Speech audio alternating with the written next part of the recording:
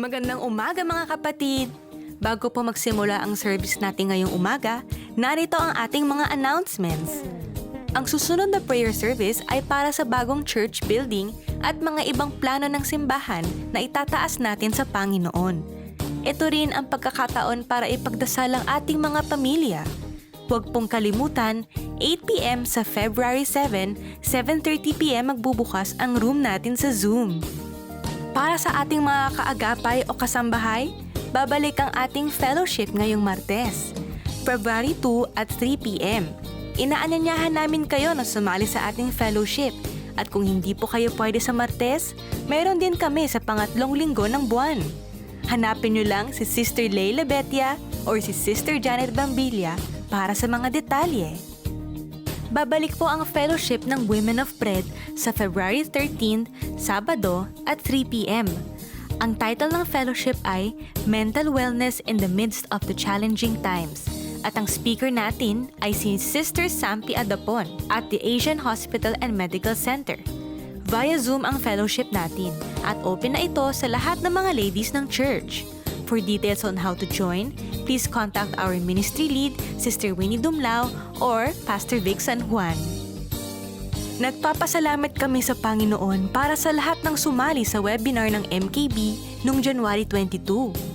Sa February 20th, meron ulit isa pang webinar na sponsored din ng ating Young Professionals Ministry or YPro.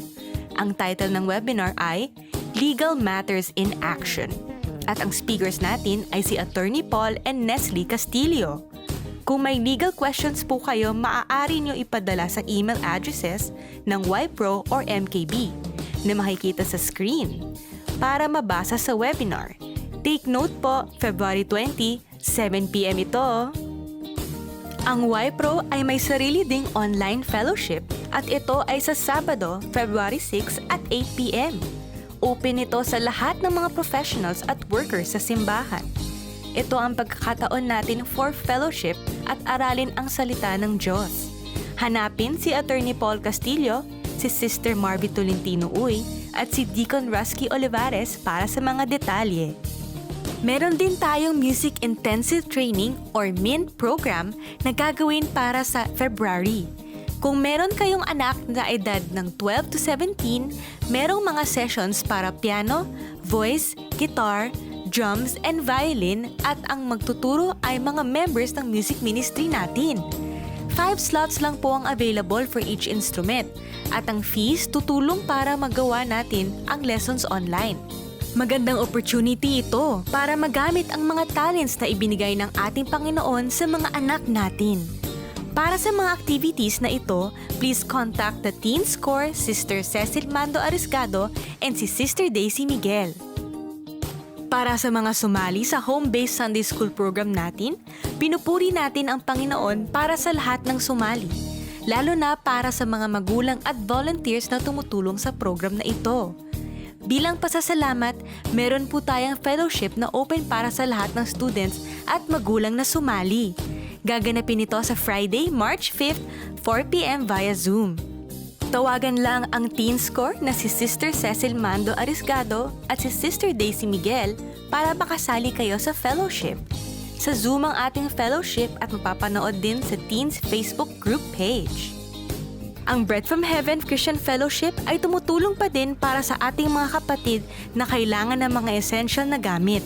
Nagtatanggap pa din tayo ng mga donations, lalo ng mga toothbrush, toothpaste, bath soap, shampoo, alcohol or hand sanitizer, face masks, and face shields. Pwede rin kayo sumulat ng verse or words of encouragement para sa kanila. Contact nyo lang ang church staff and our church administrator, Dr. Cora Santiago, para ma-coordinate ang inyong mga donations. Sa February 7, inaanyayahan po namin ang lahat na manatili online pagkatapos ng 10:30 service. Meron po tayong special online retirement tribute upang magbigay puri sa ating Panginoon sa 35-year service ng ating minamahal na senior pastor, Pastor Rizal Asuncion. Stay tuned para sa mga detalye. Ang lahat na ito ay makikita nyo sa Bread from Heaven Christian Fellowship Facebook page at sa ating Bread from Heaven website. Puntahan ang www.breadfromheaven.com breadfromheaven.org para sa mga kaalaman tungkol sa ating simbahan. Makikita at mapapanood nyo ang mga ibang nakaraan na sermons, basahin ang articles of faith, magbigay ang inyong mga tithes online at marami pang iba. So once again, visit www.breadfromheaven.org. Pagpalain kayo ng Panginoon itong araw na ito at naway ligtas kayo at inyong pamilya. Handa po natin ang mga puso natin sa pagsamba at pagpuri sa ating Panginoon.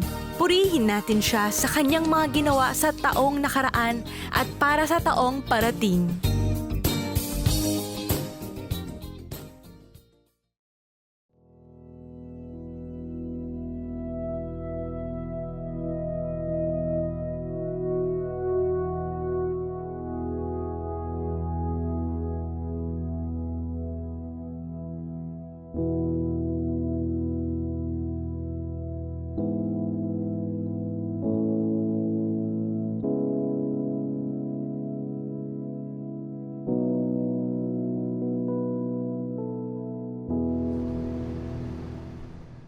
Isang mapagpalang araw sa ating lahat, Bread from Heaven Christian Fellowship, sa ating community of faith.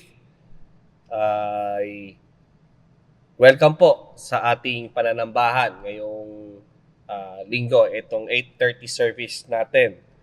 No? At bilang pasimula, ay inaanyayahan ko po kayo na buksan po ang inyong mga Biblia sa aklat ng mga awit sa ika-29 na kabanata or Psalm 29. Yan. So, kung nariyan na po kayo, ay makibasa po tayo. Sabi dito, purihin ninyo si Yahweh, mga nilikha sa kalangitan, kilalanin ang kanyang lakas at kanyang kaluwalhatian. Purihin ang kanyang maluwalhating pangalan, sambahin si Yahweh sa banal na kaayusan. Tinig na Yahweh, naririnig sa ibabaw ng dagat. Ang dakilang Diyos ay nagpapakidlat. Umaalingaw-ngaw at naririnig ng lahat.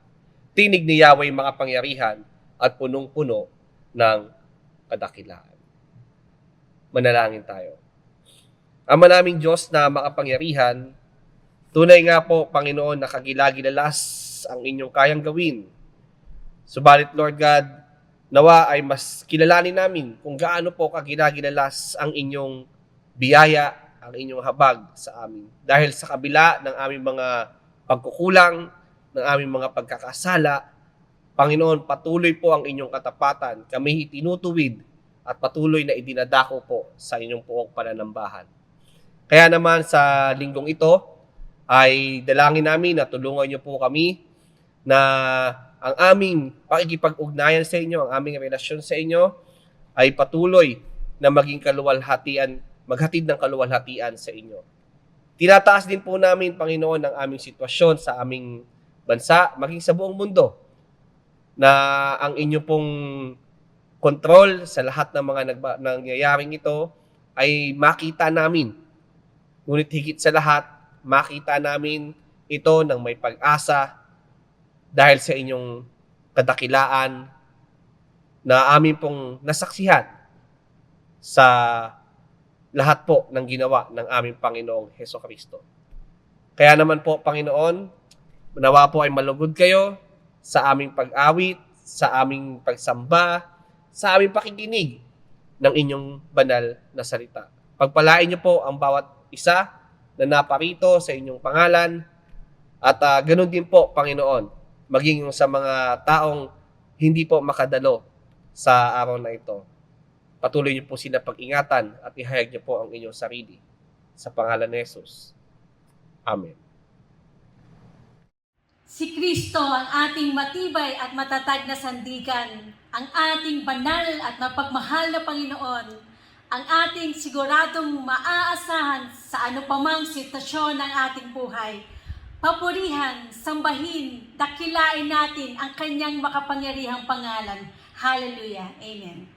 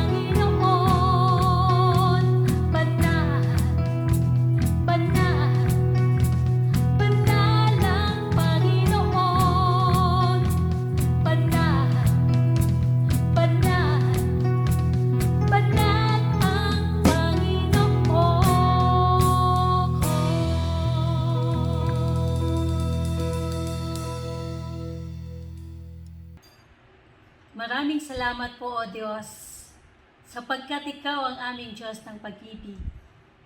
Sa aming kakulangan, Ikaw ang aming kalakasan. Sa bawat hampas ng pagsubok ng buhay, Ikaw ang aming kapayapaan. Salamat po, Ama. Tanggapin niyo po ang aming pagsambang wagas mula sa aming mga pusong ang naisi Ika'y maitaas, madakila at maluwalhati. Purihin ka. Hallelujah.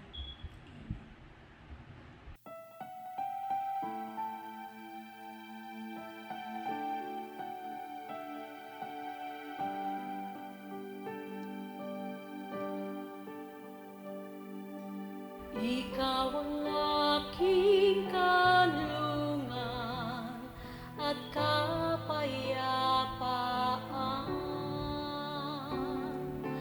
Ang dulot mo ay pag-asa, tukon ko'y pagsamba. Pasanin naglalaho sa ating pagtatapos.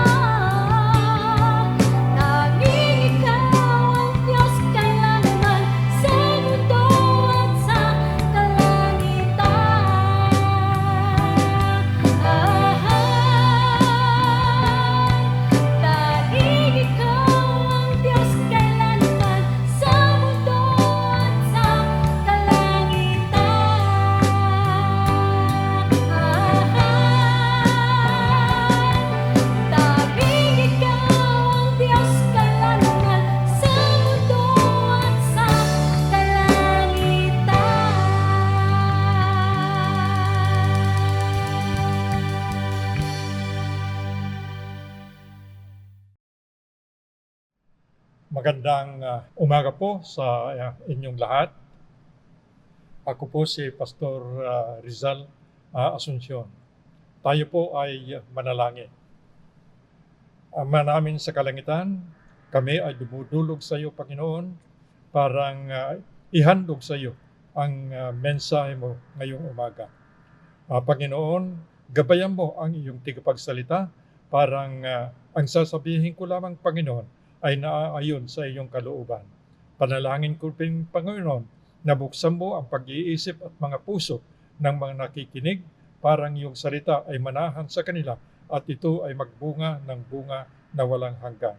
Sa ngalan ito ay panalangin namin sa ngalan ng Ama, ang Anak at ang Espiritu Santo, and everyone say Amen and Amen. Mga kapatid, sa buong buwan ng Enero 2021, ang naging paksa natin ay ang kaharian ng Diyos.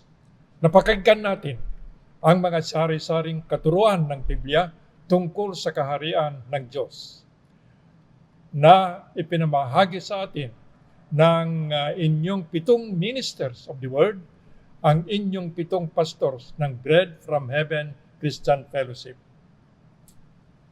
Napag-aralan natin na ang kaharian ng Diyos ay ang paghahari ng Diyos sa pamamagitan ni Jesus Christ, ang hari ng mga hari, ang Panginoon ng mga Panginoon sa mga pinili at tinawag ng Diyos na mga mananampalataya kay Hesus Kristo, kayo at ako. Hindi kasama sa kaharian ng Diyos ang lahat na hindi mananampalataya kay Jesus Christ. Ngayon, 5 linggo ng huling linggo ng buwan ng Enero, ang paksa natin ay pag-asa sa kaharian ng Diyos. Pag-asa sa pamumuno ni Jesus Christ. Ang ating theme verse ay Romans 8:24 and 25. Ngunit, babasahin natin ang Romans 8:18 to 30. Samahan ninyo ako na basahin ang Romans 8:18 to 30. Ito ang patutuo ni Apostol Pablo. Romans 8, chapter 18. Para sa akin, ang mga pagtitiis natin sa kasalukuyan ay hindi mayahambing sa kaluwalhatiang ipapahayag sa atin balang araw. Sapagkat nananabik ang sanlibutan na ihayag ng Diyos ang kanyang mga anak. Nabigo ang sannilikha, hindi dahil sa kagustuhan nito, kundi dahil itinulot iyon ng Diyos. Gayunman, nagbigay rin siya ng pag-asa. Nagbigay rin siya ng pag-asa na ang lahat ng nilikha ay pinalaya ng Diyos upang hindi na ito mabulok at upang makabahagi ito sa kaluwalhatiang kalayaan ng mga anak ng Diyos. Alam natin, hanggang ngayon, dumarating ang sangnilikha dahil sa matinding hirap na tulad ng isang manganganak.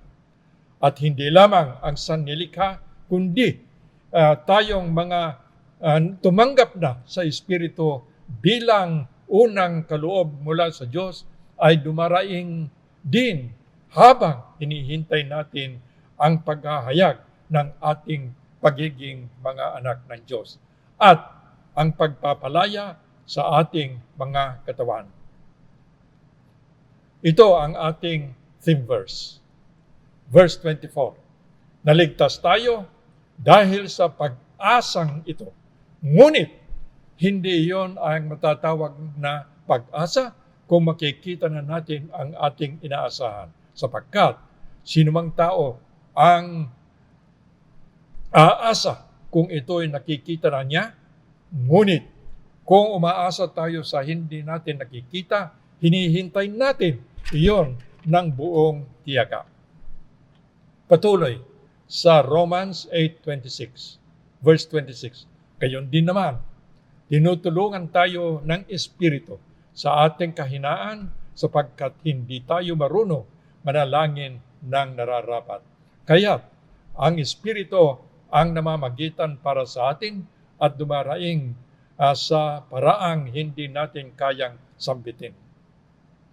Verse 27, at ang Diyos na siyang nakakasaliksik sa puso ng tao ang siyang makakaalam kung ano ang kalooban ng Espiritu sapagkat ang Espiritu ang namamagitan para sa atin ayon sa kalooban ng Diyos. Verse 28, alam natin, sa lahat ng bagay ay gumagawa ang Diyos para sa mabuti kasama ang mga nagmamahal sa Kanya. Silang mga tinawag ayon sa Kanyang layunin. Sapagkat sa matay mulapay alam na ng Diyos kung sino ang magiging Kanya at ang mga ito'y pinili niya upang maging katulad ng Kanyang anak. Sa gayon, siya ang naging panganay sa lahat ng maraming magkakapatid. Ang mga pinili niya noon pang una ay Kanyang tinawag at ang mga tinawag ay Kanya ring pinawalang sala at ang mga pinawalang sala ay Kanyang binahagian ng Kanyang kaluwalhatian. Purihin ang buhay na salita ng Diyos. Ang mensahe nating ngayong umaga ay topical. Tungkol sa topic, tungkol sa pag-asa, tungkol sa hope. Hahango tayo sa kabuuan ng Biblia sa paksa ng pag-asa. Ayon, sa talata Romans 8:18-30 na ating nabasa, ang sanlibutan, ang buong katauhan ay patuloy na nagtitiis sa kahirapan na dulot ng kasalanan. Sa pagpasok natin sa taong 2021, nananatili tayo sa banta ng COVID-19. Salamat sa Diyos at nagkaroon na ng bakuna na panlaban dito. Nag-umpisa na ang pagbabakuna sa ibang mga bansa. Sa Pilipinas, nag-umpisa na ang pagbabakuna, ngunit ito ay labag sa batas dahil ang itinuro ay na bakuna ay hindi pa aprobado ng gobyerno. Ang balita ay darating ang mga bakuna na aprobado ng gobyerno at ituturo sa buwan ng Marso.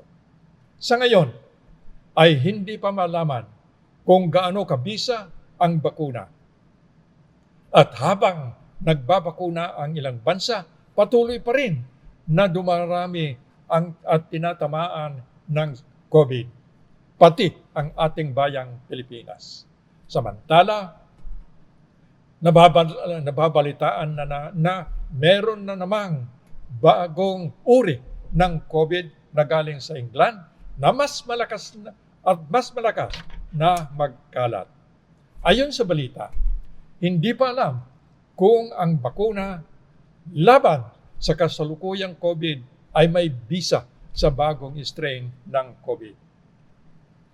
Samantala, patuloy ang paghihirap ng lahat-lahat ng mga tao sa buong mundo. Hindi lamang ang mga non-Christians ang nahaharap sa pagtitiis sa kahirapan, kasama din sa pagtitiis sa kahirapan ang mga Kristiyano, ang mga anak ng Diyos sa paghihirap. Nakasulat sa talata Romans 8:23, at hindi lamang ang sanlibutan, ang sangnilikha, kundi tayong mga tumatanggap na ng Espiritu bilang unang kaloob mula sa Diyos ay dumaraing din habang hinihintay natin ang pagkahayag ng ating pagiging mga anak ng Diyos at ang pagpapalaya sa ating mga katawan. Hindi lamang ang mga kaaway ng Diyos, hindi lamang ang mga hindi mananampalataya kay Kristo Jesus, ang hindi tumanggap sa Kanya, ang nahaharap sa kahirapan dulot ng kasalanan. Kasama din ang mga mananampalataya na nahaharap sa kahirapan na dulot ng kasalanan. Kasama tayo, kayo at saka ako. Ano ang sandigan ng tao sa mga hinaharap na kahirapan? Ano ang sandigan ng tao sa mga hinaharap na kahirapan? Ang sandigan ng tao para harapin ang kahirapan na hinaharap ay pag-asa, hope. The means of comfort for men in the face of oncoming difficulty is hope. Hope for the better, if not for the best. Ano ba ang ibig sabihin ng pag-asa? Ano ba ang ibig sabihin ng hope? Ang ibig sabihin ng pag-asa ay pagnanais na makamtan, bagay man o estado ng buhay sa kinabukasan. Bagay o estado na hindi pa nakakamtan o naaabot o nakikita. Hope is the desire for things to come. Hindi pa nakikita, hindi pa nangyayari. Hope is the comfort of humanity in facing all oncoming difficulties and problems in this world. Ang tao na walang pag-asa ay kahabag-habag. He is or she is miserable. Ang proposition natin ngayong umaga ay magtiwala tayo sa Diyos. Magtiwala tayo na nasa kaharian ng Diyos sa pamumuno ng ating Panginoong Hesukristo sa pag-asa na ibinigay sa atin na hindi tayo pababayaan, hindi tayo iiwan sa ating anumang pangyayari dito sa mundo. Ano ba ang mga uri ng pag-asa? Unahin natin ang pag-asa na hindi tunay na pag-asa, ang pag-asa ng mga hindi mananampalataya. Number 1, ang maling pag-asa. Ito ang ating first point. Ito ay ang maling pag-asa, pag-asa ng mga hindi Kristiyano. Ano ba ang pag-asa ng mga hindi Kristiyano? Ang pag-asa ng mga hindi Kristiyano ay labas sa kaharian ng Diyos. Labas sa pamumuno ni Kristo Jesus. Sabi ng Panginoon sa Matthew 12:30, ang hindi panig sa akin ay laban sa akin, at ang hindi ko kasama nag-iipon ay nagkakalat. Ang mga non-Christians ay laban kay Christ. Ang kanilang pag-asa ay wala kay Kristo. Ang kanilang pag-asa ay sa kaaway ng Diyos. Ang demonyo na ang layunin ay sumira at pumatay. Ang pag-asa ng mga non-Christian ay tutungo sa pagkasira sa sarili o sa kapwa o sa pagkasira ng kapaligiran, tutungo sa kamatayan ng katawan at espiritu. Inako ni Jesus sa John 14 verse 6. Sumagot si Jesus, ako ang daan, ang katotohanan, at ang buhay. Walang makakapunta sa Ama kundi sa pamamagitan ko. Si Jesus Christ ay ang daan, ang katotohanan, at ang buhay. Si Jesus Christ lamang ang tamang daan patungo sa Diyos Ama. Walang ibang daan kundi si Christ lamang. Ang daan ng mga non-Christian ay maling daan. Ang daan nila ay daan ni Satanas. Ang daan nila ay patungo sa impyerno na ayon sa Biblia ay lugar ng iyakan, tanghuyan, pagngangalit ng ngipin, umaapoy na sulfur, at pagpahirap na walang hanggan na kaparusahan. Si Jesus Christ ay katotohanan. Ang pamumuhay ng mga non-Christian ay kamalian laban sa kalooban at kautusan ng Diyos. Halimbawa, ang kalooban ng Diyos ay lalaki at babae lamang ang ikasal. Ngunit, ginawa ng mga non-Christian ay ikasal ang lalaki sa kapwa lalaki at ang babae naman sa kapwa babae. Si Jesus ay buhay. Ang mga mananampalataya ay buhay kay Kristo. Ang mga non-Christian ay patay sa Espiritu. Si Jesus ay buhay, siya ang nagbibigay ng buhay. At ang mga namumuhay ayon sa salita ng Diyos, kumakain ng tama, may kapayapaan sa pagtitiwala sa Diyos, ay hahaba ng buhay.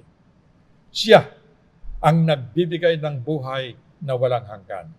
Samantala, ang mga non-Christians namumuhay na laban sa kalooban ng Diyos.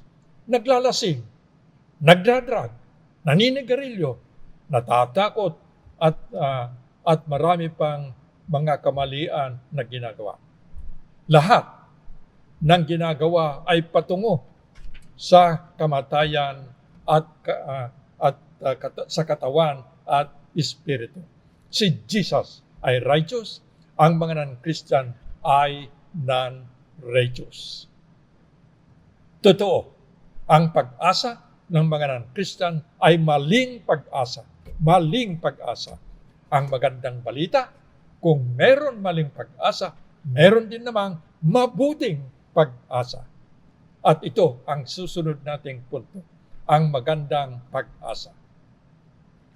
Tayo ay nagpapasalamat at meron tayong mapagmahal na Diyos. Sa pagmamahal ng Diyos, sa pamamagitan ng ating Panginoong Hesukristo, binigyan tayo ng magandang pag-asa. Alam natin, ito ayon sa 1 Thessalonians chapter 2 verse 16. Ito ang sinasabi. Aliwin nawa kayo ng ating Panginoong Hesukristo mismo at ang ating Diyos Ama na umibig sa atin. At dahil sa kanyang magandang loob ay nagbigay sa atin ng walang hanggang kaaliwan at magandang pag-asa. Binigyan tayo ng Diyos ng walang hanggang na magandang pag-asa. Ano ang batayan ng magandang pag-asa? Ang magandang pag-asa ay nababatay sa salita ng Diyos. Arilin natin sa ilan na mga talata. Number 1, ang magandang pag-asa ay siguradong pag-asa. Ang magandang pag-asa ay siguradong pag-asa. Mababasa natin ito sa Hebrew chapter 6 verse 19 at ito ang sinasabi. Ang pag-asang ito ay siyang matibay at matatag na angkla ng ating buhay. At ito ay umaabot hanggang sa kabila ng tabing ng templo, hanggang sa dakong kabanal-banalan. Nakasulat din sa Matthew chapter 7, 24 to 27. Kaya't ang bawat nakikinig at nagsasagawa ng mga salita kong ito ay maitutulad ng isang taong matalino na nagtayo ng kanyang bahay na ang pundasyon ay bato. Umulan man ng malakas, bumaha at binagyo ng malakas na hangin ang bahay na iyon. Ngunit hindi nagigiba sapagkat nakatayo yon sa bato. Ang bawat nakikinig ng aking salita, ngunit hindi naman sinasagawa ng mga ito ay maitutulad naman sa isang taong hangal na nagtayo ng kanyang bahay sa kabahingan. Umulan ng malakas, bumaha, at binayo ng malakas na hangin ng bahay at ito ay bumagsak at lubusan ng nawasak. Ang magandang pag-asa ay nakasalalay sa Diyos sa pamamagitan ni Kristo Jesus. Dahil dito, ang mabuting pag-asa ay sigurado at matatag. Ang magandang pag-asa ay nakabatay sa salita at pangako ng Diyos. Ito ay tiyak na mabuti at sigurado na matutupad.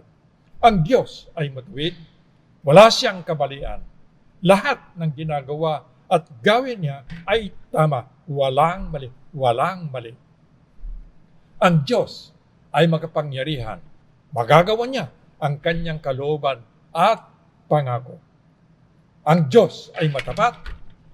Gagawin niya ang kanyang ipinangako sa atin.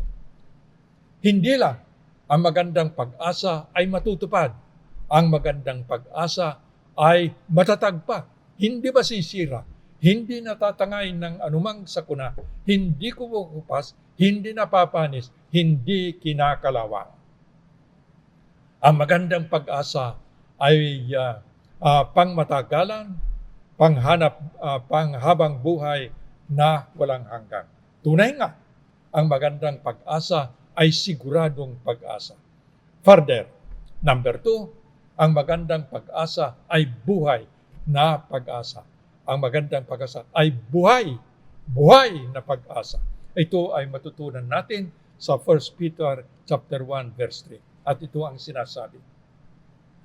Pasalamatan natin ang Diyos at Ama ng ating Panginoong Heso Kristo dahil sa laki ng habag niya sa atin. Tayo binigyan niya ng isang panibagong buhay sa pamamagitan ng muling pagkabuhay ni Kristo. Ito ang nagbibigay sa atin ng isang buhay na pag-asa. Isang buhay na pag-asa. Ang mabuting pag-asa ay buhay na pag-asa. Ang mabuting pag-asa, ang pag-asa kay Kristo Jesus ay pag-asa na buhay. Ang patutuo ni Jesus sa kanya sa John 14 verse 16, sabi niya, siya ang buhay. Ang pag-asa kay Jesus Christ ay buhay na pag-asa. Ang pag-asa kay Jesus Christ ay nagbibigay buhay na walang hanggan. Tunay nga, ang magandang pag-asa ay buhay na pag-asa. Further, number 3, ang mabuting pag-asa ay naglilinis na pag-asa. Naglilinis na pag-asa. Mababasa natin ito sa 1 John 3, 2 and 3. At ito ang umpisan natin sa verse 1. Tingnan ninyo kung gaano kalaki ang pag-ibig sa atin ng Ama. Tinatawag tayong mga anak ng Diyos at ayon nga ang totoo. Ang dahilan kung bakit hindi tayo nakikilala ng mga makasanlibutan ay hindi nila kilala ang Diyos. Mga minamahal na mga anak na tayo ng Diyos, ngayon ngunit hindi pa nahahayag ang magiging kalagayan natin. Ngunit alam natin sa pagdating ni Kristo, tayo ay magiging katulad niya sapagkat makikita natin kung sino talaga siya. Kaya't ang sinumang may ganitong pag-asa kay Kristo Jesus ay nagsisikap na maging malinis tulad na niyang malinis. Ang mabuting pag-asa, ang pag-asa kay Kristo ay naglilinis. Nakasulat din sa Philippians chapter 2 verse 13. Ang Diyos ang kumikilos sa inyo upang inyong naisin at isagawa ang kanyang kalooban. Ang Diyos kay Kristo sa gabay ng banal na Espiritu ay patuloy na naglilinis sa kanyang alagad hanggang sa pagbalik ni Christ. Nililinisan ng Diyos ang mga kanya sa kanilang dating karumihan. Katulad ng nakasulat sa Ephesians chapter 4, 17 to 24. Ating basahin.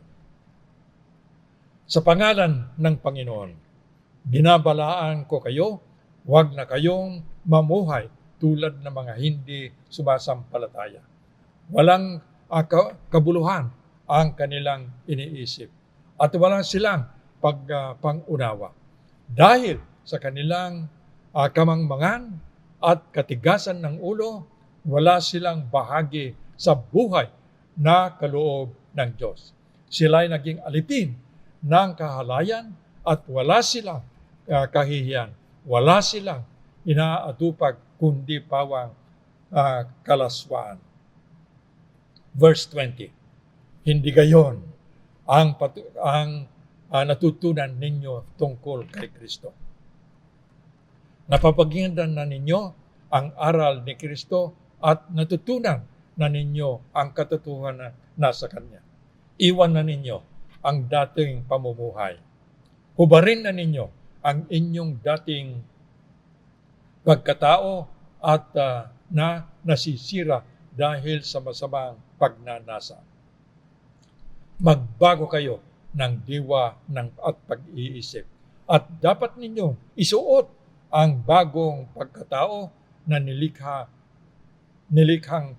kalarawan ni Kristo at nahahayag sa matuwid na banal na pamumuhay ayon sa katotohanan. Tayong lahat ay ipinanganak na makasalanan, pasuway sa kalooban ng Diyos, marumi at patay sa Espiritu. At ayon sa nabasa natin sa Ephesians 4:17-24. Ngunit, dahil sa habag at pagmamahal ng Diyos sa atin, tayo ay Kanyang binuhay ng Espiritu at tinawag na Kanyang anak. Kasapi sa kaharian ng Diyos sa pamumuno ni Jesus Christ. Bagamat tayo ay kasapi sa kaharian ng Diyos sa pamumuno ni Jesus Christ, taglay pa natin ang ilan sa ating makasalanang pamumuhay. Nagkakasala pa rin tayo. Totoo na dahil kay Kristo, ang panangin ng Diyos sa atin ay ang kalinisan ni Jesus Christ. Ngunit, sa tunay na ating kalagayan, tayo ay nagkakasala pa rin, marumi pa rin. At sa magandang pag-asa kay Kristo Jesus, tayo ay nililinisan. Sa gabay ng banal na Espiritu, tayo ay pinapalalahanan ng ating mga pagkakasala. The Holy Spirit convicts us of our sins. We must be sensitive and discerning of the conviction of the Holy Spirit. Ginagabayan din tayo na magsisi. Binibigyan din tayo ng kalakasan para ituwid ang ating mga kasalanan. Sa magandang pag-asa kay Kristo, tayo ay nililinisan. Tunay nga, mga kapatid, ang mabuting pag-asa ay naglilinis ng pag-asa. Further, number 4, ang mabuting pag-asa ay nagbibigay sa atin ng katatagan na harapin ang buhay sa mundo. Binigyan tayo ng katatagan na harapin ang mga sari-saring suliranin sa buhay. Ito ay mababasa natin sa 1 Thessalonians 5:8. Ngunit, dahil tayo sa panig ng araw, dapat maging matino ang ating pag-iisip. Isuot natin ang mabuti, ang pananampalataya at pag-ibig.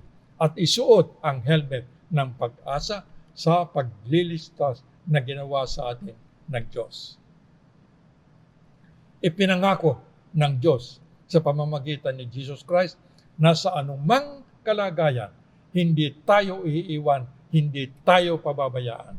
Binigyan tayo ng pananampalataya na paniwalaan ang Diyos. Magtitiwala tayo sa Diyos sa lahat ng pangyayari, mabigat man o magaan.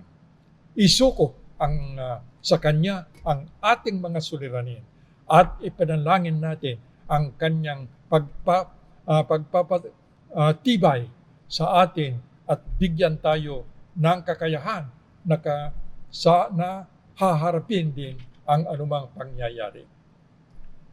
At sa magandang pag-asa, makakaasa tayo ng mapagtagumpayan ang anumang suliranin na ating haharapin. Further, binigyan tayo ng katatagan na harapin ang tiyak na kamatayan ng katawan. Ito ay mababasa natin sa Proverbs 14:32. Ang masama ay ibinagbagsak ng sariling kasamaan. Ngunit, maski sa kamatayan, ang matuwid ay may kanlungan. Totoo nga, ang patutuo ng sagot ng unang tanong ng Heidelberg Catechism. At ano ito? Ang tanong ay, what is your comfort in life and in death? Ano ang nagbibigay sa inyo ng kaginhawaan na sa buhay at kamatayan? Ang sagot ay, that I am not my own, but belong body and soul, in life and in death, to my faithful Jesus Christ. Hindi ko pag-aari ang aking sarili. Ngunit pag-aari katawan at kaluluwa sa buhay at kamatayan ng ating matapat na tagapagligtas si Jesus Christ. Sa mabuting pag-asa kay Jesus Christ, binigyan tayo ng katatagan na harapin at tanggapin ang ating physical na kamatayan. Sa buhay at sa kamatayan, tayo ay pag-aari ng Diyos. Tunay nga, binigyan tayo ng Diyos ng magandang pag-asa. Ang susunod nating punto ay tungkol sa mananampalatayang pag-asa. Number 3 point, mananampalatayang pag-asa. Matutunan natin ang salita ng Diyos tungkol sa mabuting pag-asa. Aralin natin ang 5 katotohanan tungkol sa pag-asa ng mga mananampalataya. Ang una, ang pag-asa sa salita ng Diyos. Ang pag-asa sa salita ng Diyos. Ito ay babasa natin sa Colossians chapter 1 verse 23. Subalit, kailangan ninyong manatiling tapat at matatag sa inyong pananampalataya at huwag pabayaang mawala ang pag-asang dulot ng magandang balita na inyong marinig. Niloob ng Diyos na akong si Pablo ay maging lingkod para sa magandang balitang ito na ipapangaral sa lahat ng tao sa buong mundo. Ang Biblia, ang salita ng Diyos, ay pamantayan na ibinigay ng Diyos para sa lahat ng kanyang nilalang, sa lahat ng tao sa mundo. Ang Diyos na lumikha sa sangkatuan ay siya lamang ang nakakaalam kung ano ang ikabubuti ng kanyang nilalang. Sa kanyang kapangyarihan, sa pamagitan ng inspirasyon ng banal na Espiritu, isinulat ang Biblia ng mga tao parang pamantayan sa pamumuhay ng tao. Pamantayan sa pamumuhay ng tao. Walang anuman tamang pamantayan sa pamumuhay, kundi ang Biblia lamang, ang Eskriptura lamang. Sola Scriptura ayon sa doktrina ng Reformed Church. Kaya, ang ating pag-asa ay pag-aralan ang Biblia ng puspusan. Isapuso ang mga kalooban ng Diyos at sundin sa buhay ang banal na Espiritu. Ang ating pag-asa ay sa salita ng Diyos. Ang sunod ay pag-asa kay Kristo na nasa atin. Pag-asa kay Kristo na nasa atin. Ito ay mababasa natin sa Colossians chapter 1 verse 27. Niloob ng Diyos na ihayag sa kanila kung gaano kadakila ang kamangha-manghang hiwagang ito para sa mga hentil na walang iba kundi si Kristo na nasa inyo. Siya ang ating pag-asa na tayo'y makakabahagi sa kaluwalhatian ng Diyos. Kamanghamanghanga na tayo ng hintil, tayo na makasalanan, tayo na rebelde sa Diyos, tayo na hindi karapat-dapat ay tinawag ng Diyos na tumira sa kanyang kaharian at si Kristo Jesus ay titira namin. Si Kristo Jesus ay titira naman sa ating pangangatawan. Si Jesus ay titira sa ating pangangatawan. Si Christ ay nasa atin.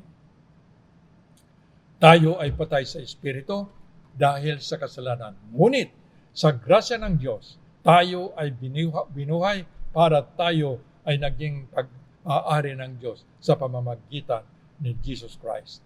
Si Jesus Christ na nasa atin, na may-ari sa atin ang ating tanging pag-asa. Ang susunod, number 3, ang pag-asa na mabuhay muli sa kamatayan. Ang pag-asa na mabuhay muli sa kamatayan. Ito ay mababasa natin sa Acts chapter 23 verse 6. Nang nakita ni Pablo na may mga Saduseo at mga Paresyo sa kapulungan, sinabi niya ng malakas, "Mga kapatid, ako'y Paresyo at anak ng Paresyo. At dahil sa pag-asa kong muling mabubuhay ang mga patay, kaya ako'y nililitis ngayon." Tayo, lahat ng tao, lahat ng nilalang dito sa mundo ay nakatakdang mamatay sa katawan. Ngunit, pangako ng Diyos sa lahat ng mga mananampalataya ay tumanggap kay Kristo ay mabuhay muli. Ito ang patutuo ng 1 Thessalonians chapter 14 verse 16. Sa araw na iyon ay narinig ang tinig ng archangel at tunog ng trompeta ng Diyos, at ang Panginoong mismo ay bababa mula sa langit at sumisigaw. At ang mga namatay na sumasampalataya kay Kristo ay mabubuhay. Ang mga namatay na sumasampalataya kay Kristo ay mabuhay muna. Tunay nga, ang pag-asa natin ay mabuhay muli sa kamatayan sa pagbabalik ni Christ. Number 4, ang buhay na ito ay ang pag-asa ng buhay na walang hanggan.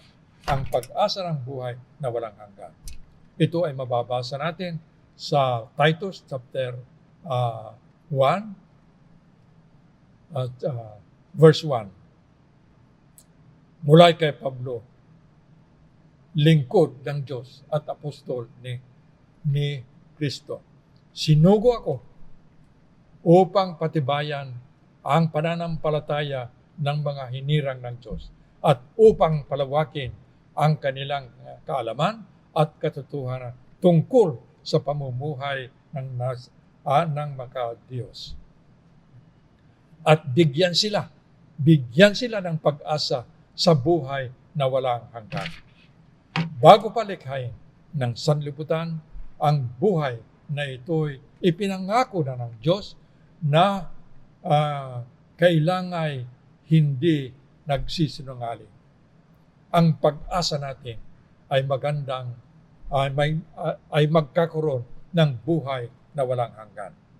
Tayo na kay Christ, bagamat mamamatay sa katawan, ay pinangakuhan ng Diyos sa pamamagitan ni Christ. Sa kapangyarihan ng banal na Espiritu ay mabuhay muli ng buhay na walang hanggan. Ang ating katawan na galing sa alikabok at nabubulok, ito ay nabubulok, ay mabuhay muli sa katawan na may kaluwalhatian, katulad ng katawan ng ating Panginoong Hesus nung siya ay nabuhay muli. Hindi na ito ay mabubulok at may buhay magpakailanman. Ito ay pangako ng Diyos sa tipan. Ito ang kinamtan ni Jesus Christ sa cross. Ito ang ibinigay ng Diyos sa mga mananampalataya, kayo at ako. Ang pag-asa ng buhay na walang hanggan. Ang susunod, number 5, ang pag-asa sa kaluwalhatian ng Diyos. Sa pamamagitan ng pagsampalataya kay Jesus Christ, tinawag natin ang magandang loob ng Diyos at tayo'y magagalak dahil sa pag-asang tayo'y makakabahagi sa kanyang kaluwalhatian. Sa ngayon, lahat ng kaluwalhatian ay nasa Diyos. All glory belongs to God. Sola Deo Gratia. Ngunit, ipinangako ng Diyos sa mga mananampalataya kay Kristo na ipamamahagi niya ang kanyang kaluwalhatian. Ang susunod, number 6, ay pag-asa sa pagbabalik ni Christ. Ito ay mababasa natin sa Titus chapter 2 verse 13. Verse 13. Habang hinihintay natin ang pinagpalang araw ng ating inaasahan, ito ang araw na nahahayag ang kaluwalhatian ng ating dakilang Diyos na tigapagligtas na si Jesus Christ. Ang ating pinakamahalagang pag-asa ay ang pagbabalik ni Jesus Christ muli dito sa mundo. Kung kailan babalik si Kristo ay walang nakakaalam. Ayon kay Jesus Christ, ang Diyos Ama lamang ang nakakaalam. Pati si Jesus Christ, noong nandito siya sa mundo, nang laman, sinabi niya na hindi niya alam kung kailan siya babalik muli. Ngunit, tiniyak ni Christ na babalik siya. Tiniyak ni Christ na babalik siya. Sinabi niya sa Matthew chapter 24, 42 and 14 ito. Kaya't maging handa kayo dahil hindi nyo alam kung kailan darating ang inyong Panginoon. Unawain ninyo ito. Kung alam na may-ari ng bahay kung anong oras ang gabi darating ang magnanakaw, siya ay naghahanda at hindi niya pababayaang pasukin ang kanyang bahay. Kaya, lagi kayong maging handa sapagkat darating ang anak ng tao sa oras na hindi ninyo inaasahan. Ang pinakamagandang pag-asa natin ay ang pagbabalik ni Christ. Tayo ay mabuhay muli ng glorious body at dadalhin tayo sa kung saan siya ngayon. Sa palasyo na kanyang inihanda na lugar na walang sakit, walang masamang karamdaman, walang kamatayan. Ngunit darating siya hindi inaasahan. Huwag tayo magpabaya. Kapatid, huwag tayong magpapabaya. Lagi tayong handa, lagi tayong umasa sa Diyos sa pamamagitan ni Jesus Christ sa gabay ng banal na Espiritu. In summary, ngayong araw ay napag-aralan natin ang tatlong uri ng pag-asa. Ang una, ang maling pag-asa, ang pag-asa ng mga non-Christians. Pangalawa, ang mabuting pag-asa, ang pag-asa sa kaharian ng Diyos. Number 3, ang mananampalatayang pag-asa, ang pag-asa ng mga Kristiyano. Mga kapatid, habang andito tayo sa mundo ng kasalanan, hindi natin maiiwasan na daranasin ang sari-saring suliranin, problema at pagtitiis sa buhay. Ngunit, ito ang patutuo ng 1 Corinthians 10:13. Wala pang pagsubok na darating sa inyo na hindi nararanasan ng ibang tao. Tapat ang Diyos at hindi niya ipapahintulot na kayo'y subukin ng higit sa inyong makakaya. Sa halip, pagdating ng pagsubok ay bibigyan nga ninyo kayo ng lakas upang makayanan ito at ang paraan upang malampasan ito. Tayo na mga Christians, hindi tayo papayagan ng ating mapagmahal na Diyos na subukin ng higit sa ating makakaya. Binigyan tayo ng Diyos ng pag-asa, buhay na pag-asa, upang mapagtagumpayan natin na harapin ang lahat ng pagsubok sa mundo na dulot ng kasalanan. Magtiwala tayo sa kaharian ng Diyos, sa pamumuno ng ating hari, ang mga hari, ang Panginoon, ng lahat ng Panginoon, ang ating tigapagligtas na si Jesus Christ. Isuko natin ang buhay sa Kanya. Mahalin natin siya. Sundin siya sa lahat ng bagay at hindi tayo mawawalay sa Kanyang pangangalaga. Purihin ang Diyos kay Jesus Christ sa gabay ng banal na Espiritu. Tayo ay manalangin. Ama namin, nasa kalangitan, salamat Panginoon sa iyong kabutihan sa amin. Panginoon, hinaharap namin ang mga sari-saring problema dito sa mundo, pati ang COVID-19, Panginoon. At Lord, salamat din, Panginoon, na kami ay binigyan mo kami ng pag-asa sa pamamagitan ni Jesus Christ. Parang lahat ng aming mga suliranin ay aming mapagtatagumpayan, Panginoon. At ito ay aming nahaharap, Panginoon. At ito ay aming pagtatagumpayan. Salamat, Panginoon, sa iyong kabutihan. Lord, hindi namin kayang magpasalamat ng tao sa iyong kabutihan sa amin. Lord, salamat, O God, sa iyong kabutihan na binigyan mo kami ng pag-asa na buhay dito sa mundo. At lahat tayo, mga kapatid, magsabi ng Amen and Amen. Magandang umaga po mga kapatid sa pananampalataya. Totoo nga po ng tunay at buhay na pag-asa ay matatagpuan lamang sa ating Diyos. At hindi ito walang kabuluhan dahil sa kabila ng kahirapan na idinadanas natin ngayon dahil sa pandemya. Alam ng Diyos ang mga kailangan natin at mayroon siyang magandang plano para sa buhay natin. Pero ang pinaka-importante sa lahat ay hindi na tayo mawawalay pa sa kanyang kamay. Our future is safe and secure in His hands because we are His children. Kaya dapat po tayo magpasalamat sa ating Diyos at isang paraan po ay ang pagbibigay ng ikapu at handog. Maaari mo pong i-deposito ang iyong ikapu at handog gamit ang mga detalye na nakalagay ngayon sa screen.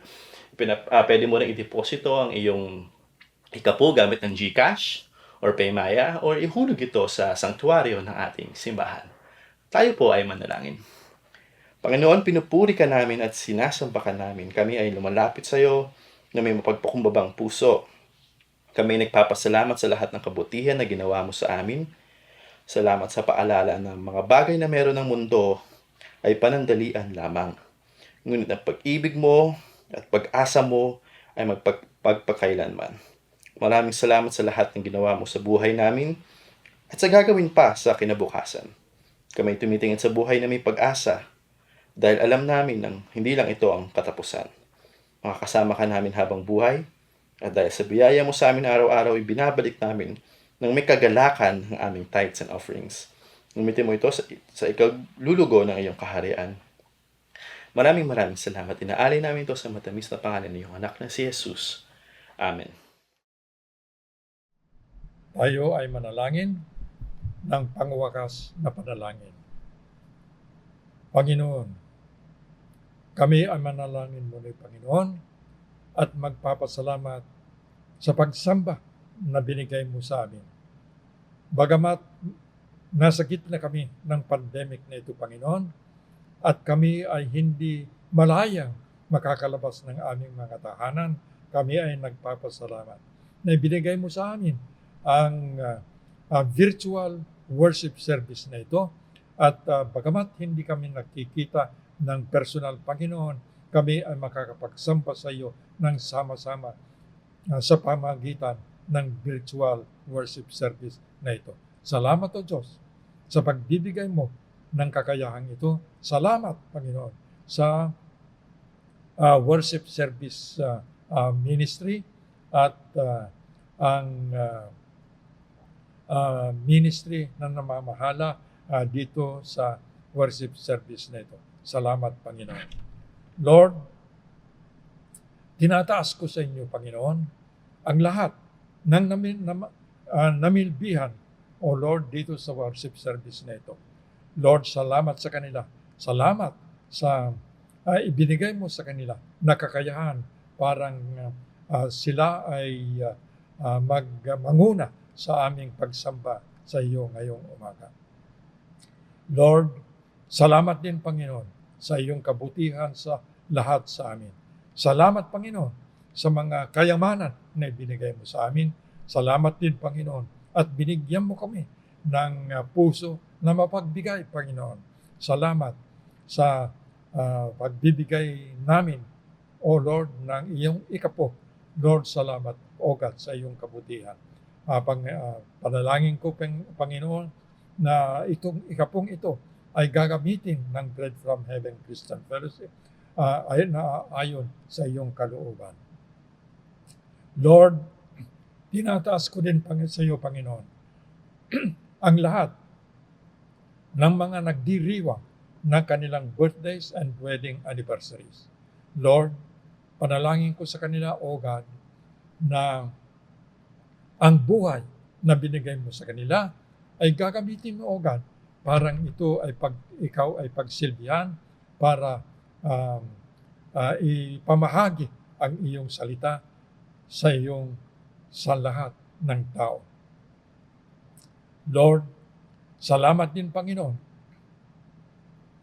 sa iyong pagsusubaybay sa lahat ng mananambahan dito sa Bread from Heaven Christian Fellowship. Lord, tinataas ko lahat, lalo na, O God, yung mga may sakit, yung mga naghihirap, at pati na rin, Panginoon, yung mga mapayapa. Lord, ikaw, Panginoon, ang nagbibigay ng buhay. Ikaw, Panginoon, ang bibigay ng pag-asa. Lord, bigyan mo sila, O God, ng pag-asa. Lord, panalangin ko, nahipuin mo sila, O Lord. Parang sila, kung sino man, ang mga may sakit at mga karamdaman, ay sila ay iyong pagagalingin. Lord, ganun din, ang mga nangangailangan ng material na bagay, halimbawa ng pagkain, Panginoon, O Lord, panalangin ko, nabibigyan mo sila ng pagkain. Lord, panalangin ko pa rin, Panginoon, na sa lahat ng mga nakikinig, O God, panalangin ko, Panginoon, na iyong salita, ang salita mo sa Biblia, Panginoon, ay manahan sa lahat ng tao, parang ito ay lalago at ito ay magbunga ng walang hanggan. So, people of God, receive the living word of God. The Lord bless you and keep you. The grace of God be upon each and every one of you. The Holy Spirit be with you. People of God, go into the world, walk in the Spirit, and share Jesus Christ to everyone. And if you do, the Holy Spirit is with you. Ito ay aming panalangin in the name of the Father, of the Son, and of the Holy Spirit. And everybody say, Amen and Amen.